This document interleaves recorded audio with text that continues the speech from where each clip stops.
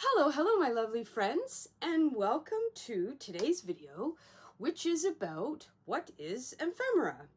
Very good question. I'm glad you asked. Ephemera is not only a fantastic word, I have to say, I love it. Ephemera is anything that was meant to be used once, disposable, something that's really not supposed to have a long shelf life, let's say. So when I think of ephemera, for the most part, I think of things that are paper-based. Trying to think off the top of my head of some ephemera.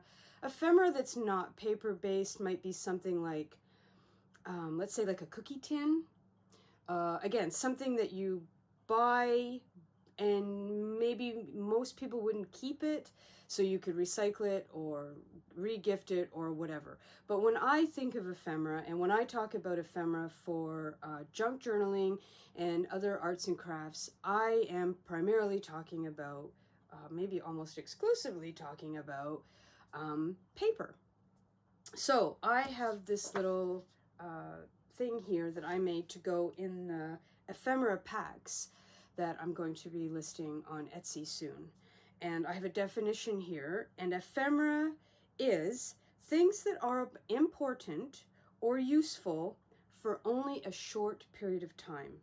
Items that were not meant to have lasting value. So things like sales receipts, envelopes, tickets, catalogs, magazines, envelopes, even food packaging, like the little bag that your tea comes in, pamphlets, stickers, advertisement, gift bags, paper bags, postcards, ribbon or string is another great example of ephemera. So takeaway menus is another really great form of ephemera. I sometimes like to think about it, ephemera, think about when you're traveling, especially when maybe you were a little kid and you would pick up everything that you could as you went along, that you were going to go home and put in a scrapbook, and that you would use to remember where you had been what day. So you would keep maybe napkins, you might keep matchbook covers, you would keep the receipt from the restaurant, so you could remember what you had for lunch. You might keep those old-fashioned paper placemats. Again, you would keep maps, all of your tickets. So if you had, at the time, your train tickets, bus tickets, boarding passes, if you're still using paper boarding passes. I think travel ephemera is one of the best examples of when you're thinking about ephemera, because we tend to really collect and keep those things as keepsakes so that we can put them in a book and look back at them and remember all the things that we did on the trip. But day-to-day ephemera can be just as exciting and just as memorable when put together in a junk journal. So what I thought we would quickly do is, I have a case here full of some examples of ephemera. I'm going to switch things around and show you what are things that I've collected that I'm going to use, that I'm going to put in my junk journal this week. So hang on just a sec. Okay, so here are some examples of ephemera that I've been collecting that I'm going to be using in my junk journal in the coming days and weeks. I got this from my friend Emily this weekend, and she was kind enough to give me this gorgeous little pack of robin's eggs. And what I will do is I will keep the tag, I will keep the ribbon, and I will keep one of the little tissue cups. And I will include those in my junk journal to mark her visit here in town over the Easter weekend. So that's a great example of ephemera that is really nice to use in your junk journal. So ribbon and twine, things that come from packages or orders or anything that you've purchased, are great to use in junk journals. So we have this kind of a catalog, a mail order catalog. These are great. Envelopes like this, look at this. This is fantastic. I love all these stamps on here. Totally a right gem to use in a junk journal. This is going to be a lot of fun to work with. And we have old calendars. This came from my friend who was in Rome, and these will be great because you can use these back spots for journaling, little tuck spots. Message pads like this, amazing. Sale order tablets. Sometimes you find these at Value Village or the Goodwill for really cheap. This is great ephemera. Doilies, playing cards, recipe cards are all examples of great ephemera. I love using old, unused day timer and planner pages, especially when they're super pretty like this. This is from 2020. So these are great to use in junk journals. Little tiny envelopes, things that have been cut out of magazines or old books make great, great ephemera. Postage stamps, images that you've pulled out of magazines that you are inspired by. Napkins. I love using napkins in junk journals. There's a lot of great videos out there on how to use napkins in a junk journal. This is a little box from washi tape. I love the little window here, and the colors on this are amazing. Packaging. Another great form of ephemera. Postcards. So I got this postcard and I wanted to look them up on Instagram, and it's a great way to remember things that you've purchased, and a lot of them are blank on the back, so this is a really good spot for journaling. More postcards. This is from a pad of paper, and you can sort of see that other ink and things have rubbed off on this, but I'll totally keep this and maybe turn this into a pocket in a junk journal. Again, postcards, envelopes. This is fun from snail mail and happy mail from friends. Again, pieces of paper that come packaging. This came off of twine. This is going to be a really fun little place to journal. Tags. Book pages are fantastic in junk journals. I love this wax paper. This came, I think, from some sort of bread. I can't remember, but I love that. Again, packaging from something that I purchased on Etsy. I love keeping these packages for tea and using them as little pockets in journals. This is an interesting piece of ephemera. It came from this thing that I got for the cats, and it's full, obviously, of writing, but it's going to make a really great pocket or a tip-in of some sort. So that's great ephemera, and I love it that it's almost like tissue paper, so it has an interesting sound to it. This came from a friend. She had gone on vacation and sent me some pamphlets of where she'd been. So another great form of ephemera. Again, old calendars, wrapping from some bias tape. Here we have Sophie, and here we have images from Kleenex boxes. Tags. Tags are great for junk journaling because you can cover up the back if you want and use it as a spot to journal. Memo sticky sheets, amazing. These are the tops of boxes that I kept because I thought they had really pretty design in there. Careful, Soph. That came from washi tape. These are from lip balm. They're so pretty. And again, I can use the back to journal. This is a box of essential oils. This is face cream. This came from inside of a frame that I got. And of course, wrapping paper, tissue paper is great ephemera for junk journaling. Paint swatches. We all love paint swatches. These are so much fun to use. We had gone to Kitchener and stayed at the Radisson for my birthday one year because there was an antique show there.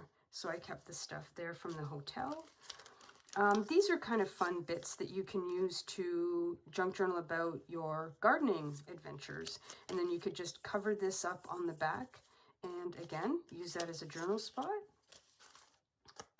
Greeting cards, of course. and packaging from things that you have purchased in the mail, gifts, so like wrapping paper, tissue paper. These are all really great pieces to use, and a junk journal. So that's that. That's just a quick little collection there. And I hope that clears some things up about what is or is not ephemera. Okay, so now I have created and put together some junk journal pages in this traveler size notebook of mine. And I'm going to put in before photos here so you can see what the pages looked like when they were just plain before I put any of this ephemera in my notebook. So I just created a very simple cover page, reminding myself when I go back that it started in April. And then here I took this flip out and created some pockets here. So what I like to do is something called hidden journaling, because I don't like the looks of my handwriting. It's messy, it's spastic, it's all over the place. It's really, really not very nice to look at. So I like to create places where I can journal, but it's hidden, right? So when I open it up, I'm not like, my messy handwriting is so terrible, blah, blah, blah. So here on the side, I created a pocket. And then inside I took this, which was part of a Kleenex box. And I just put a blank piece of sticky paper on the back. So I'm going to journal and write on that. And then that will just get tucked in there so you don't have to see my handwriting. And then this is the Cath Kidston ribbon that I showed you in the previous video.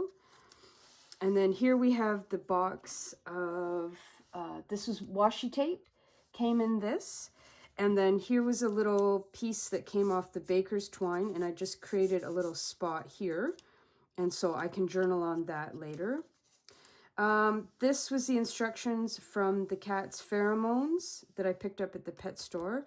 So I just put that underneath there to cover up what I didn't like about that page. And then here we have the old page out of, page out of an old daytimer. So I can journal in here, I can flip it up, and I can journal, is that on the thing here? Make sure I'm in frame. Yep, I can journal back there. And then I created what they call a belly band. This is, they call this a belly band. So then this is a old handkerchief that I scanned in, and then I will journal on the back here, and then this just gets tucked in here, and voila, more hidden journaling. And then that flips down there. So whatever I've written here, I don't necessarily have to see it. And then this partially covers this as well. And then I just have the stamps here as a little bit of a decoration. And then here's the journal, or the recipe card, sorry. And then I used this as a tip-in, so I can do my journaling here and journaling here. And then I just glued that in. And yeah, and then I can journal here as well. And then another tip-in spot where I can journal here. I could even journal underneath here and then put this sticky note back on top. This is a journal spot. And then here, I glued in the little envelope, and then here is just a tag. So I can journal on the back of this, and this will go inside here. And again, hidden journaling. And then on this page, this, I just put a little brad in there.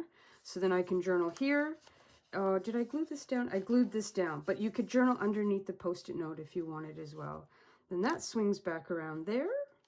And then on this side, this is a postcard that my friend Anna gave to me from Portugal. And I used this one because I knew that the brad wouldn't really show up that much on the postcard. And then here is a printout, and I just stamped some lines on the back of it so I can journal on this. And this just gets tucked in here. Here's one of the little tea bags that I showed you in the last video. And then this is a tag from some plates that a friend of mine bought for me. So I just tuck that in there. And then here's the doily that I showed you, and you just flip it up and I can journal there. I didn't cover this because I really like the vintage part of this page. So I wanted to leave that there. And then I glued a paper tab just on the edge of the doily to help keep it secure in there so it doesn't fall out. And then here's more from the pheromone package, and I created a pocket there, so then I can journal here and on the back here and on here and here, and these get tucked in here. And here we have another page from an old daytimer. And then lastly, this page. So I have taken the little calendar that I showed you, turned it into a pocket, and then covered the back of the playing cards so that I can, whoops, journal here, and here. And yeah, so there you have it. So that's my, those are some examples of what I did with some of the ephemera that I showed you guys. So I hope you enjoyed that, and I hope that it will inspire you and give you some great ideas to go ahead and start creating your own junk journaling and to use up the ephemera that you have coming into your life so that you can use it in a fun and creative way to preserve memories and to preserve things that you really would love to remember. And it's a great relaxing thing to do. I really enjoy it. It's a great de-stressor and it's a lot of fun. So I hope that if you like that video, you'll give it a thumbs up, and I will talk to you soon. Take care. See you later. Bye.